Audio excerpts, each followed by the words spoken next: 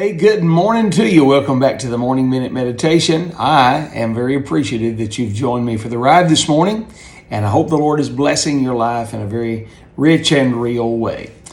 Paul, writing to Timothy, made this statement in the second letter, chapter number 2, beginning in verse 19. He said, "Nevertheless, the foundation of God standeth sure, having this seal, the Lord knoweth them that are his." And then here comes the imperative or the command. He said, "And let everyone that nameth the name of Christ depart from iniquity." He then uses an illustration.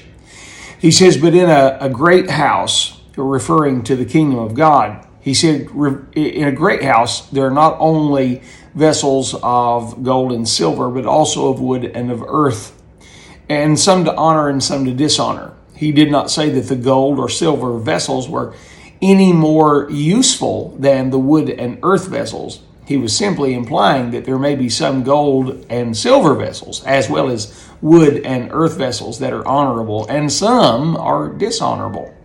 He goes on to say, "If a man therefore purge himself from these, he shall be a vessel unto honor." In other words, purging himself from iniquity, according to verse 19, that is his reference.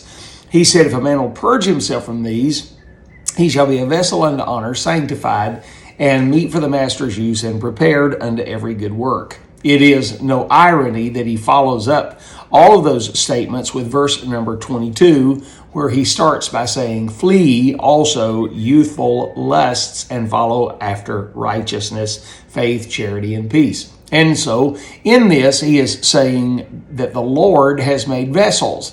He's made them as he has seen fit. Every one of them are not as equally molded or shaped or even made, but he said every one of them that God makes are useful in one fashion or the other.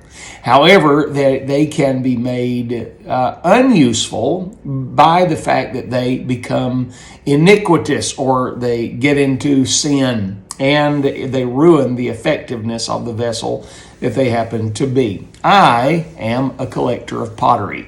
I have collected pottery for several years now. My daughter-in-law, who is the post-production editor for the Higher Grounds podcast, she and her family have been involved in the making of hand-turned pottery for many, many years.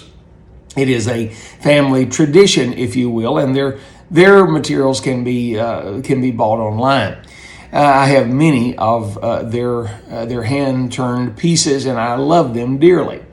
But I have been a collector, my wife and I, of the old pottery from the early part of the late part of the 19th century, the early part of the 20th century here in America.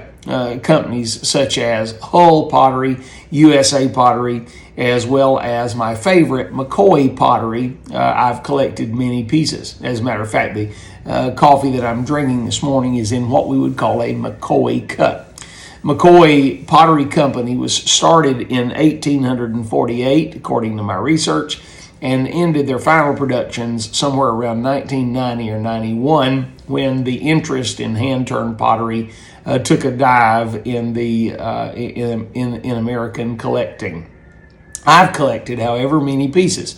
This particular piece I acquired last week when in New Mexico, and I was preaching out there at the Harvest Baptist Church and reached into the cabinet for a cup to drink coffee one morning and found one of my favorites, a McCoy cup, and they gave it to me to remember them and pray for them, and I do, drinking coffee out of this cup and remembering that great church. However, there are many vessels that McCoy's made. Everything from, let's say, teapots, which I have collected. It has a different use than my coffee cup, but it's made by the same company, and it is made sturdy and useful.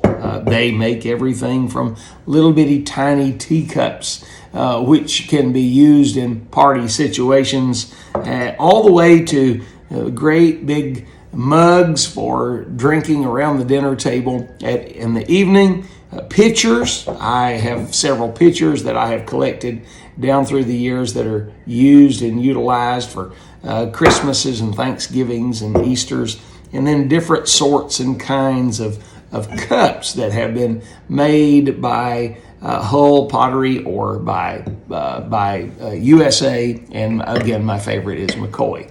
Here are some salt shakers and pepper shakers that have been made many years ago when there was real quality taken in the manufacturing of goods and services provided to the U.S. economy.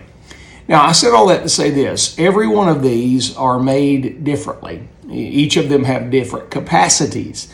Each of them have different uses, but they're all made by the same manufacturer. They're made of the same quality, and they are all as valuable and as useful as the maker intended them to be. The only thing that will change it is if they are devalued by being broken, or they are devalued by being mistreated and mishandled and misused.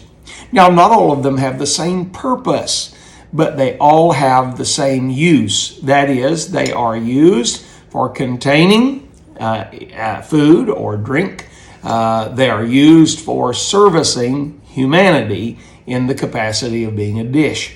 Here's the very point I'm trying to make. We are all different as children of God, but we've been all made by the same master, and the intent of God is for us to be useful. The only way we will be unuseful is if we destroy the use of the vessel we happen to be. Think on these things today, friend. I love you, and you have a great day.